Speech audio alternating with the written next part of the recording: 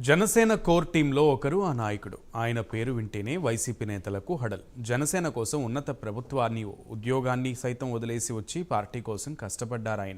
నిత్యం పార్టీ గొంతును వినిపిస్తున్నారు. ఎలాంటి పదవులు ఆశించకుండా పార్టీని బలోపేతం చేయడమే లక్ష్యంగా సేనాని అడుగుజాడల్లో నడుస్తున్న ఆయనకు పవన్ ఎటువంటి బాధ్యతలు అప్పజెప్పబోతున్నారు? ఇంతకు ఎవరా నేత? Take a look.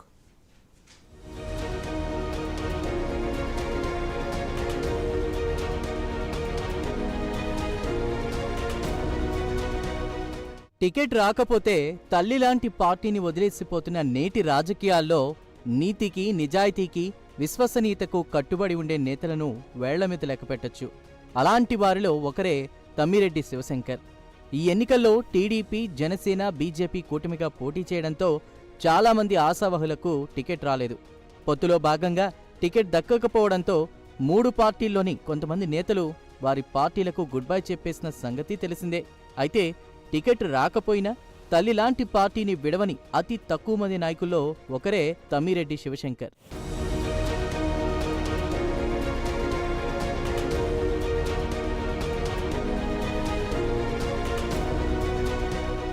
Janasena senior నేత తమ్మిరెడ్డి శివశంకర్ పేరు రెండు తెలుగు రాష్ట్రాల్లో సుపరిచితమే. ఆయన కమర్షియల్ ట్యాక్స్ మాజీ జాయింట్ కమిషనర్. ఉద్యోగానికి వాలంటరీ రిటైర్మెంట్ ఇచ్చి జనసేన కోసం పనిచేస్తున్నారు. టికెట్ రాకపోయినా నిరుత్సాహపడలేదు. కూటమి గెలుపు కోసం ప్రాణం పెట్టి పనిచేశారు. మెగా కుటుంబంపై అంతులేని అభిమానంతో జనసేనలో చేరిన తమ్మిరెడ్డికి పవన్ కళ్యాణ్ పార్టీలో గౌరవప్రదమైన పదవిని కట్టబెట్టారు. పార్టీ జనరల్ సెక్రటరీగా తమ్మిరెడ్డి శివశంకర్ కూడా పవన్ కళ్యాణ్ నమ్మకాన్ని ఒమ్ము చెయ్యకుండా పార్టీ బలోపేతం కోసం కృషి చేశారు.